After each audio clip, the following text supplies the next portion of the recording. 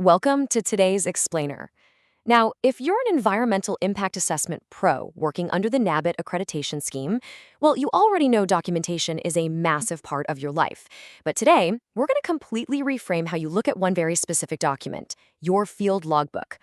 Far too often, experts view this as just another mundane administrative chore, kind of like a box to check at the end of a long week. But as we unpack the QCI and NABET scheme guidelines today, I'm going to show you exactly why this bound notebook is actually your absolute most crucial, legally defensible tool. It's not just a diary, guys. It is literally your shield and your blueprint. So here's our agenda. We'll start with the mandatory shield, break down the anatomy of the logbook, unlock the benefits, go over the rules of the road, and wrap up with the ultimate defense. All right, Section 1, the mandatory shield and compliance under NABET guidelines. Listen closely to this direct mandate from the QCI and NABC scheme. It specifically lists every major role, from environmental coordinators down to team members. You are all fundamentally required to maintain field logbooks of your visits, and this next part is arguably the most critical sentence in the entire scheme document.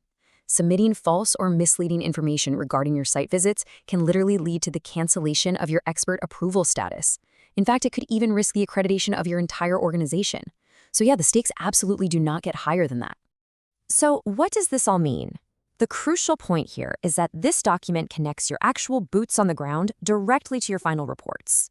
Why is NABET so incredibly strict about this? Well, first, it proves your site familiarity. You simply can't write a credible EII without stepping foot on the actual terrain, right? Second, it justifies your time allocation, essentially proving you weren't miraculously in two places at once. And third, it absolutely ensures data integrity for audit readiness. When those assessors from NABET review your office, I promise you, this logbook is the very first piece of authentic evidence they will ask for to verify your baseline data collection. Okay, moving on to Section 2. Let's do a structural walkthrough and examine the anatomy of the logbook. Right on page 1, you establish the foundational identity of the project. Every single logbook has to be segregated project-wise. We're talking the exact proponent name, the location, right down to the village and DeLuca, the applicable sector, and your exact study period. You want zero ambiguity here.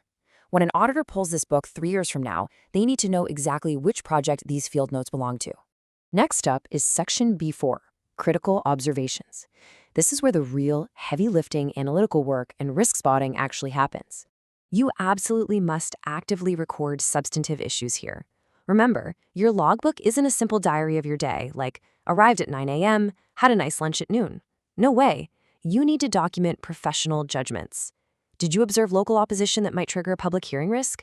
Was the baseline monitoring location totally inaccessible? Did you spot forest land encroachment? You have to record the finding, assign a concern level, state the implication for the EIA, and crucially, track the action you took until that status is officially closed. We then move to Section E. This covers baseline data collection tracking, which, as we all know, is the absolute bedrock of any credible environmental impact assessment.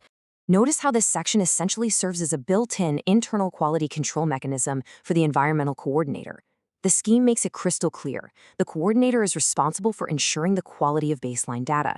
This is where you track exactly who collected what data across air, water, ecology, and the rest. Were the total plan locations actually completed? Was there compliance with the terms of reference? If the coordinator identifies any gaps, this is exactly where you issue and document the corrective action. It's literally a paper trail of your diligence. Furthermore, any interactions you have with the proponent or stakeholders are legally binding breadcrumbs. When you sit down with a project proponent to discuss decisions or commitments, these meetings must be recorded with signatures to track pending items. This chronological record protects you from those he said, she said miscommunications down the line. It clearly, indisputably outlines who agreed to what and exactly when. Which brings us to Section 3, Unlocking the Benefits, because this is about much more than just compliance. While this highly structured format might feel a bit rigid at first glance, it honestly takes the chaos out of complex, multi-year projects. Think about the lifespan of an EIA. It can take years, right? Well, a properly maintained logbook means that if a team member leaves the organization, or if human memory simply fades over time, this chronological record keeps the project from falling apart. It radically reduces person-specific dependence. Plus, it drives continual improvement because every single corrective action is tracked. And if a conflict ever arises with a regulator over what was actually observed on site, this book is your authentic, contemporaneous evidence. All right, Section 4, Rules of the Road. Let's look at the mandatory use protocols. You need to adopt a super strict mindset here because you are legally bound to an uncompromising timeline. Think of a clock ticking down exactly 48 hours. That is the absolute maximum time allowed to make your entries after a site visit, meeting, or sampling activity. You cannot just wait until the end of the month to backfill your notes. It has to be contemporaneous. Second, an internal quality coordinator has to review and sign the logbook every single quarter. And finally, you must keep this document for a minimum of 5 years after the environmental clearance is granted. This proves your logbook is a living, lasting document, definitely not something you just toss in the trash when the report is printed. Now, when correcting mistakes, and we all make them, remember that correction fluid is the enemy of a legally defensible document. Just picture a giant red X over that bottle of whiteout. Overwriting, erasing, or scratching out text immediately raises major red flags for an auditor. It makes it look like you're hiding something. The only correct way to fix an error is a simple, single-line strike-through. Just write the correct entry nearby, add your initials, and date it. Transparency is the name of the game here. You also have to remember the strict no blank spaces rule. Leaving a blank space in a legal record is basically an open invitation for an auditor to doubt your integrity, or worse, for someone else to maliciously fill it in later. If a field simply doesn't apply to your current visit, you must write NA for not applicable. Every single box must be accounted for, no exceptions. Let's talk about the physical logbook itself.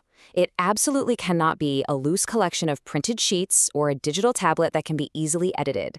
You have to use a physical, bound A4 register with serially numbered pages. Furthermore, you cannot outsource your professional accountability. The logbook has to be filled out personally by the approved expert. Delegating this to junior team members is strictly prohibited. Each day's entry must be signed by the participating experts, and to protect against loss, you need to maintain a scanned PDF backup with a timestamp. Finally, Section 5, the ultimate defense, and your proof of professional integrity. As we wrap up this explainer, let's bring all of these rigorous requirements together into one really empowering truth. I want you to memorize this exact phrase. Treat it as your professional mantra whenever you head out to the field. A complete logbook is your best defense and proof of professional integrity. Look, in an industry where the stakes are this massive, where environmental conservation directly meets infrastructure development, your integrity is your most valuable asset. This logbook is the undeniable physical proof of the hard work, the careful observation, and the rigorous science that you bring to every single project. So, I'll leave you with this final thought. Will your field logbook act as a legally defensible shield during your next NABET audit, or is it going to be your greatest liability? Ask yourself honestly right now. Look at the record of your recent site visits.